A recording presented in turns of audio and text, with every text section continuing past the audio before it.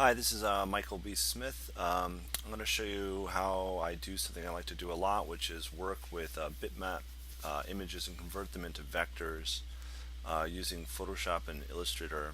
Um, I don't use open source web graphic editors. I've been around using Photoshop since 2.0, and I'm just pretty comfortable with it. I used to use this tool called Streamline to do this job, but it's now built into Illustrator.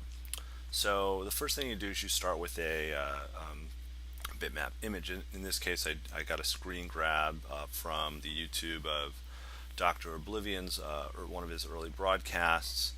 And since it's a pretty low resolution image, I always tend to increase the resolution because that makes a better conversion working with higher resolution images. So I'm just going to keep uh, the width, and height, all right, and change the resolution to 300. Whoop, not 3000. All right, and suddenly that's taking a lot more pixels, and so now I need to get rid of all this background, the books, the lower third here with the DOS 106 Dr. Bowman. I like to use the pen tool to trace. It's a way of creating a path. If you don't know what that is, it's just a line that you, in a sense, create to outline an object, and this will take a little bit of time. I'm going to do it kind of really quickly here, as fast as I can. And I'm going to go around, and I usually leave a little bit on the over the edges because you're going to want to have a little bit of a dark line. Let's keep going. Oh, there's the lovely edge of that dome, Dr. Oblivion. Cool thing is when you click and drag, this makes a curve. All right, so you don't have to. If you just by default click, you make a straight line. So if I just, and I'll just do this here. If I click, that's just a straight line. But if I click and drag, I make these curved lines that make it easier to kind of outline all these curved edges of the hair and ear of Dr. Oblivion. We're going. There he is. Coming around the shoulder here. Okay. Somewhere around here, we have to close off this object. Okay. And it's what's called, that object is what's called a path. It's a line that outlines it, and we're going to turn this into a selection. All right, we're going to say that selection, and if you don't know what a selection is, it's the dancing ants around the object, and now I have this nice selection around Dr. Oblivion. And I'm going to say select inversed. All right, that way I can now delete everything else, and I just say delete, and suddenly I'm just left with Dr. Oblivion. And I'm just going to crop this down because we don't need everything else using this crop tool. All right, and now the next thing I'm going to do is just kind of make this into a grayscale image. All right, so under mode, we're going to make this grayscale and discard everything else. Whoops. And I'm going to do some contrast work here because you have to make decisions about where you want the darkness. So this hair isn't going to show up very well because this isn't particularly bright here. So I'm going to use this classic, what's called the curves tool in Photoshop to do. You can use simple brightness and contrast, but I like the curves because you can do a little more finer work here. And there we go. That looks all right. And even that's not going to be good enough, so I'm going to jump in there and use a really special tool that it's based on old photography techniques of dodging and burning. I want this hair really to be dark, so I'm going to burn it in, all right, to make sure it shows up. And so this is probably not going to look exactly like the original one I made, but I need to get that little line on the dome there. Zoom in. And I can change the exposure of this tool so it's a little harder. I can change the size of it too. It doesn't need to be this big. Alright, oh yeah, look at that line there. There we go. So this becomes the outline of the head. Alright, darken that hair, even the ears a little bit in there, so we get some definition in that ear, more of that hair. I even worked on the eyes a little bit if I recall, the lips, but I kind of, in a sense, drew in a mustache. And then finally, I even darkened under the neck to get some definition under there. Alright, so you're not really correcting this for the sake of does it look good? Does it look good for printing? Is it good for what you're trying to do, which is convert it? So I'm going to just save this, and now we're going to work with it in Illustrator. So say Dr. O.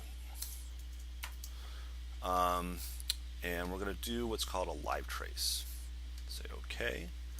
And so I'm going to switch over to Illustrator, make a new page, ignoring and just using a basic letter page. And this is kind of odd. So I have to first place, this is under File, Place. I have to place this image. Can't just open it.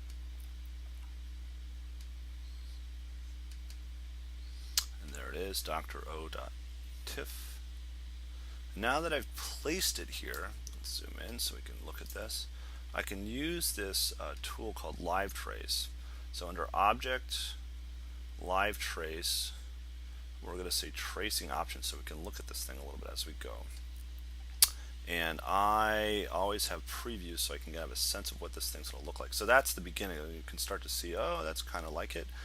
But the thing you want to do is you kind of do some basic adjustments to the threshold here. And as I'm going to adjust this threshold, you can see it chooses what's going to be gray and what's going to be gray. And that's pretty close to what I did, and to that look. And the last thing I do is I like to ignore white because I like to build my own fills. So ignoring white's going to make all these areas basically empty space, because I like to rebuild objects, and I'll show you how I do that. So I'm going to say ignore white, I'm going to say trace, and now, whoops, control, I'm going to click this button expand while this is expand right here, expand,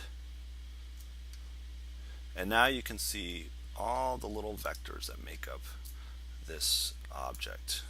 So vectors, if you don't know it, are basically, as I was describing, they're just little lines that describe a space, and each space can have a fill, what's called a fill and a stroke, and we'll talk about those in a second.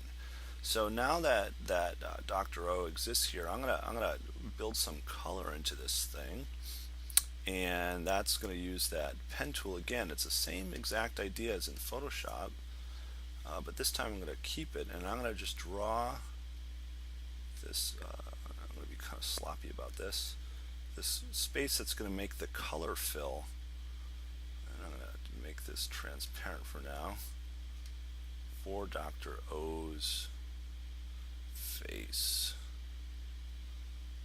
Alright, and I can be kind of sloppy with it, so I'm going to fill it in here, though I should make an effort to draw his ear, and I think I had done that, though it's not going to be quite as good as the other one. And so now that's this new object, and I can add whatever color to it I want. So I can say, give him a, I think I made this orange space, alright? And now this is an object I can send to the back, and there we go. And I made an effort. I should have done his ear as well, but I could just do another one and add it. So we could say, let's start here and add another ear on the other side. A little asymmetrical, but what are you going to do? And and send that to the back as well. Alright, so now that I have that face, now I can do these other things, and I can say make this background color, and let's make this a different color, and send that to the back, and suddenly that's Dr. O. And what's cool about vectors is they are, since they're lines, they're not pixels. As they scale, you always see the curve. It starts to look a little weird as you get really close in, but the reality is that's how you do an outline. And ultimately, these are examples of the completed ones that I had done. One of the examples, it's no different. So what I was working with is basically, like I said, this big, zoom in on this, so you have this big color backdrop. You have this object here that's this blue, and I can actually move it around and you can see it disappear. And then I use these text tools. They're really simple tools. You click on text and you can write whatever you want, and you can make a change. And so I could actually edit this text and say, are you looking for? Now I've just messed up my design here, but you can make changes accordingly. So that's really it. Let's just undo that. And that's how you work with vectors and can get that Warhol look that I did. I mean, the other ones some of the other ones, I'll show you a couple of the other ones. Just opening recent ones. The same way, just by switching some colors. So each of these colors is just a different one. It's really easy because it's big background colors. So thanks a lot. You can see kind of close, right, to the final version. I have to say, there's parts of that one I actually like a little better than this one, and you can still make changes. So if you ever wish to work with vectors in Illustrator, Illustrator is probably my favorite piece of design software out there. Hope you play around with it. All right, thanks a lot.